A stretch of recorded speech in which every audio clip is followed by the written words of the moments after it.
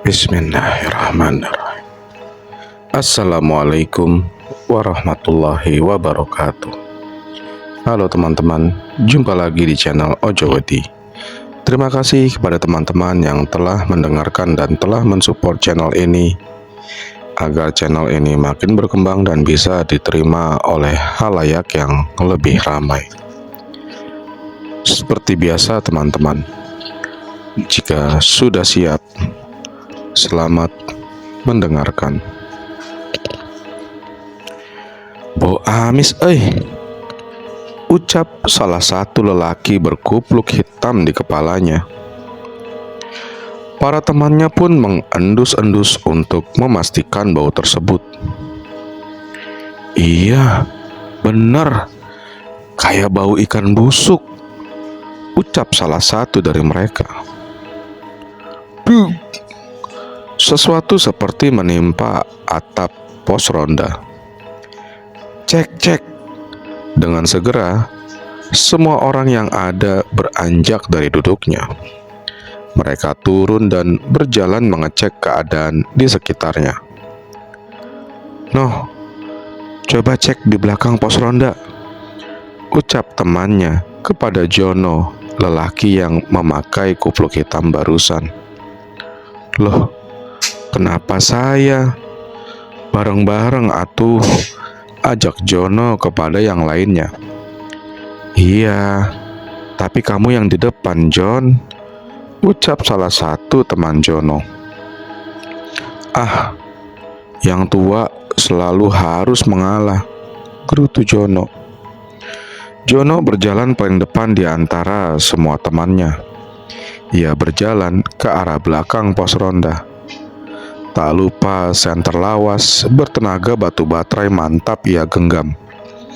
Cahaya senter menyinari setiap sudut belakang pos yang gelap. Ia mengarahkan cahaya senternya ke bawah, namun tak ada apapun. Lalu berpindah ke arah semak belukar di belakang. Dengan segera Jono berlari begitu kencang meninggalkan teman-temannya. Melihat Jono yang berlari, teman-temannya pun ikut berlari. Insting alami manusia. Setelah jauh berlari, langkah kaki Jono pun terhenti karena lelah dan dirasa sudah aman. Kenapa no? Kok lari? Tanya temannya. Dengan ucapan terbata-bata, Jono mencoba menjelaskan. Apa sih? Gak jelas kok no, bentak temannya. Sebentar, nafas saya masih ngos-ngosan, jawab Jono. Setelah dirasa kondisinya lebih baik, barulah Jono menceritakan apa yang ia lihat di balik semak belukar tadi. Wah, yang benar, ucap temannya tak percaya. Kalau nggak percaya, lihat sendiri saja sana, perintah Jono kepada temannya. Ketika Jono mengarahkan cahaya senternya ke arah semak, ia melihat sebuah kepala setengah terbelah. Darah segar bahkan masih mengalir dari bekas luka di kepalanya tersebut. Sosok kepala itu tersenyum ketika Jono menyenterinya. Ketakutan dan penyesalan selalu mengganggu di pikirannya. Rasa bersalah seakan terus menghantui dirinya, membuat hidupnya kini menjadi tak tenang. Angin malam masuk menembus rumahnya, membelai wajahnya dengan sentuhan lembut. Pak Udin masih terjaga di sepinya malam. Sudah beberapa hari ini ia tak bisa tertidur dengan tenang.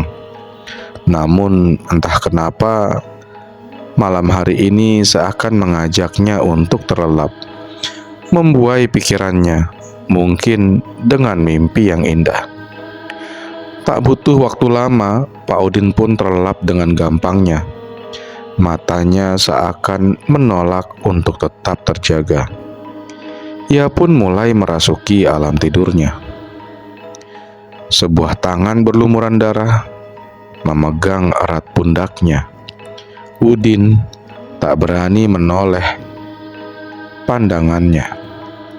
ia terlalu takut menatap sosok pemilik tangan tersebut. Sosok tersebut menjilat-jilat telinga Udin dengan lidahnya yang panjang dan hitam. Sementara Udin hanya diam mematung ketakutan. Hingga tangan dari sosok tersebut beralih ke wajah Udin, meraba wajahnya dengan lumuran darah segar. Pak Udin kembali tersadar dari mimpi buruknya, mimpi yang terasa begitu nyata untuknya. Peluh membasahi kepalanya. Kegerahan yang ia rasakan sewaktu terbangun dari tidur singkatnya. Pak Udin memegangi kepalanya dengan kedua tangannya. Sangat kacau pikirannya sementara nafasnya masih terengah-engah. Pak Udin bangkit menuju kamar mandinya, mencuci muka. Mungkin yang ia butuhkan saat ini untuk menyegarkan pikirannya yang kacau dan menghilangkan ingatan atas mimpi buruk barusan. Pak Udin berjalan pelan ke arah kamar mandi untuk membasuh wajahnya. Ia tampak masih memegangi sebelah kepalanya yang terasa sakit. Pak Udin mengernyitkan dahi karena melihat tetesan darah di lantai keramiknya. Darah apa ini? Pikirnya. Ia pun mengikuti ke arah tetesan darah tersebut dan berujung di balik pintu kamarnya. Dengan ragu, ia membuka pelan pintu kamarnya tersebut. Debuk. Pak Udin jatuh ke belakang karena melihat sosok di balik pintu kamarnya. Ia tercekat ketakutan. Matanya terbelalak melihat sosok dengan tubuh hancur di depannya. Ia dipaksa melihat pemandangan mengerikan di depan matanya. Sosok tersebut berjalan pelan dengan tangan memegangi leher yang hampir putus.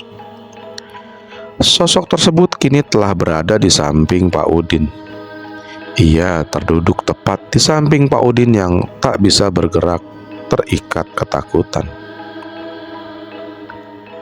"Saya Jaka, Pak." Sosok tersebut berucap. Setiap ia berucap, darah selalu terkucur dan terciprat ke depan, yang berasal dari lehernya yang hampir putus. Tangannya yang berlumuran darah kini telah berada di pundak Pak Udin. Ia menolehkan pandangannya ke arah lelaki parubaya tersebut. Lidahnya keluar dan memanjang layaknya seekor ular, menjilat wajah Pak Udin yang kini hampir kehilangan kesadarannya.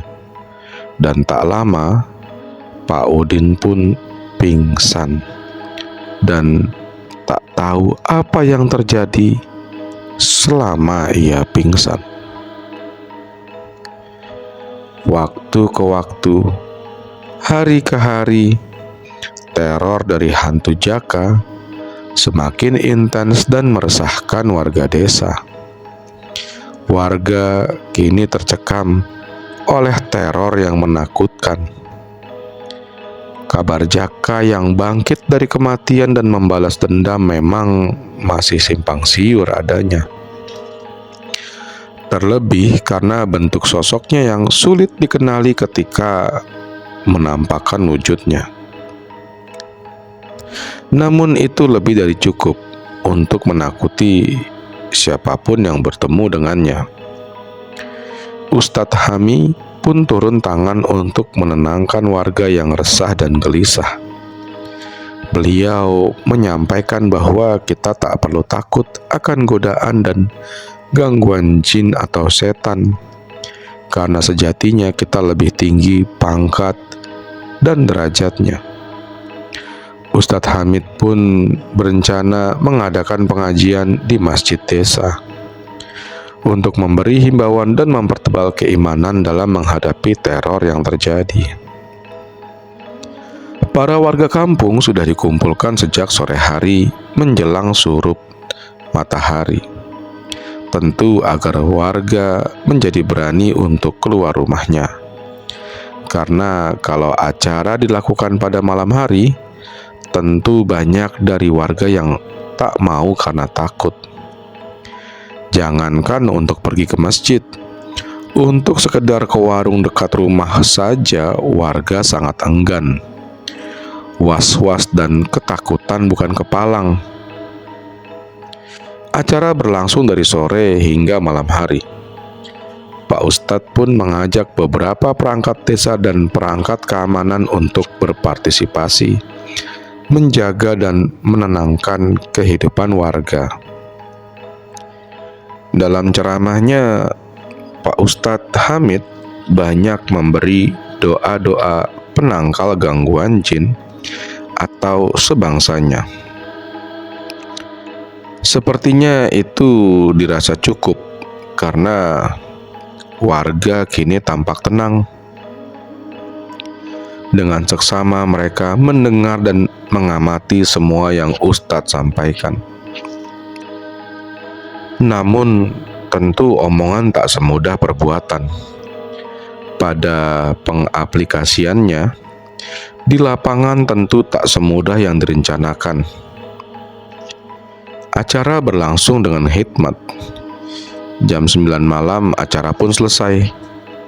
Namun justru menimbulkan masalah baru.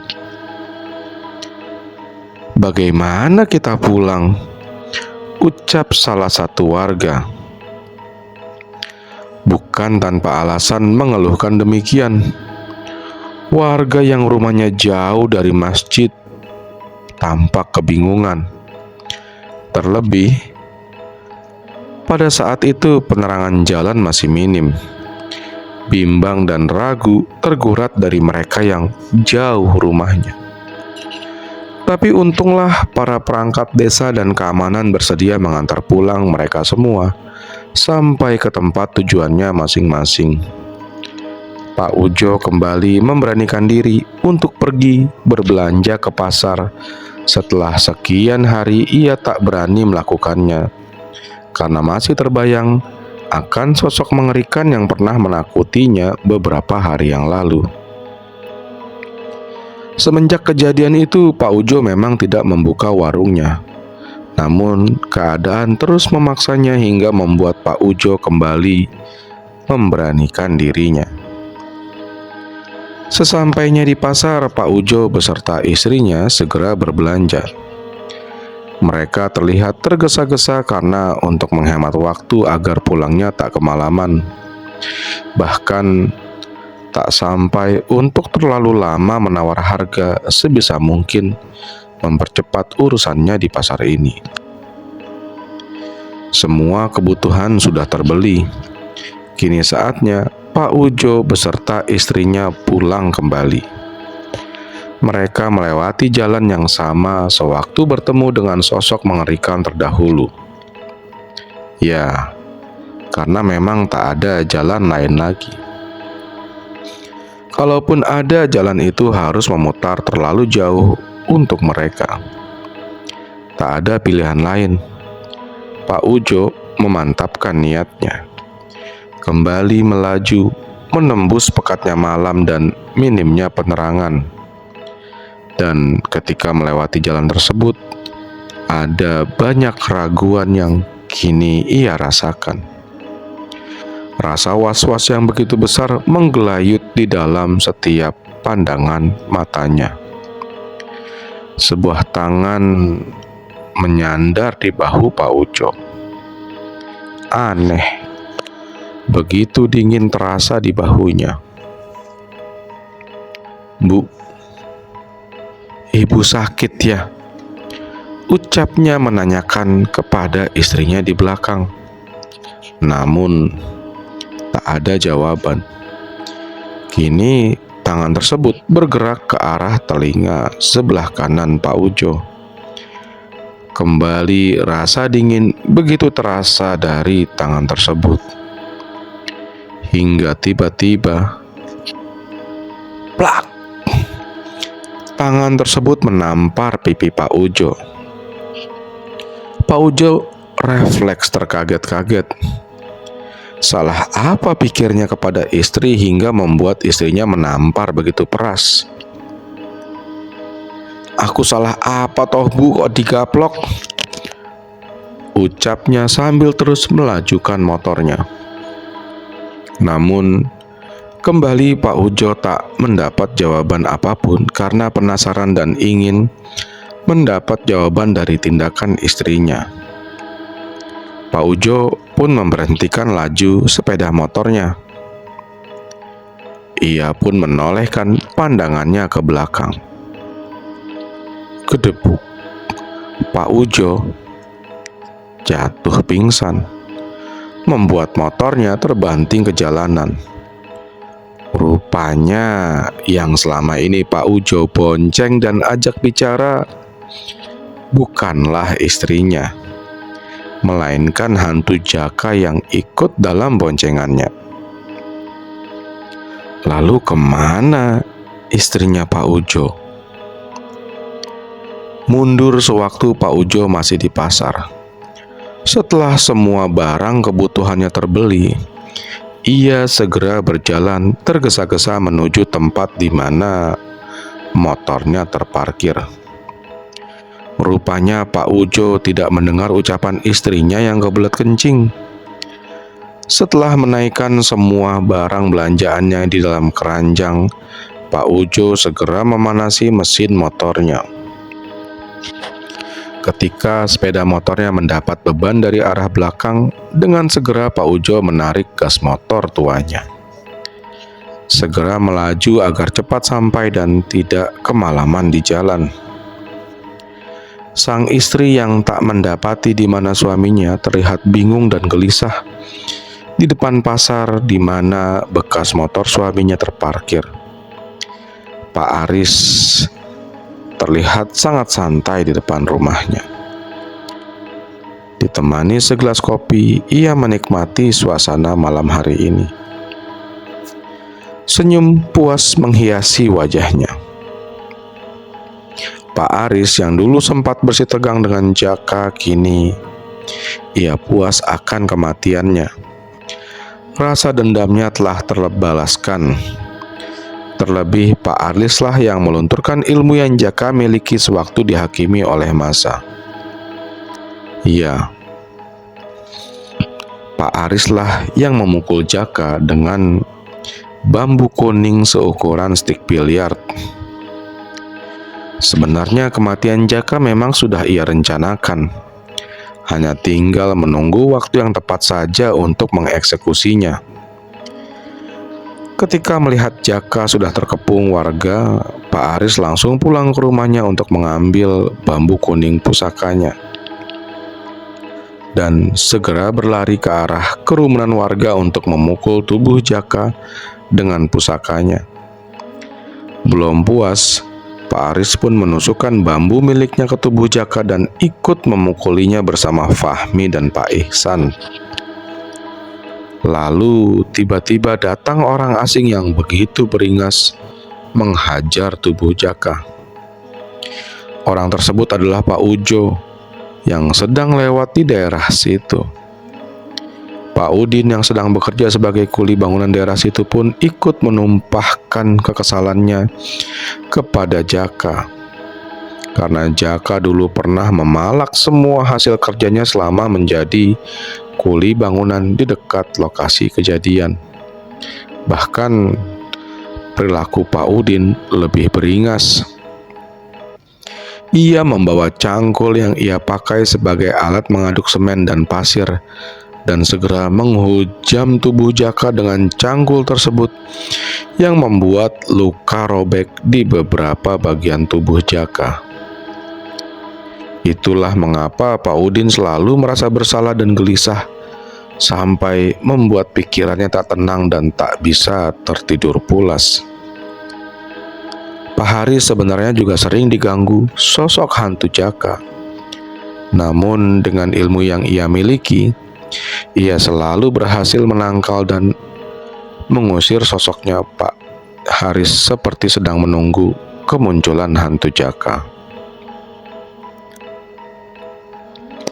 Ia berniat akan menghajarnya untuk yang kedua kalinya, kalau sampai hantu Jaka berani menampakkan wujudnya kembali.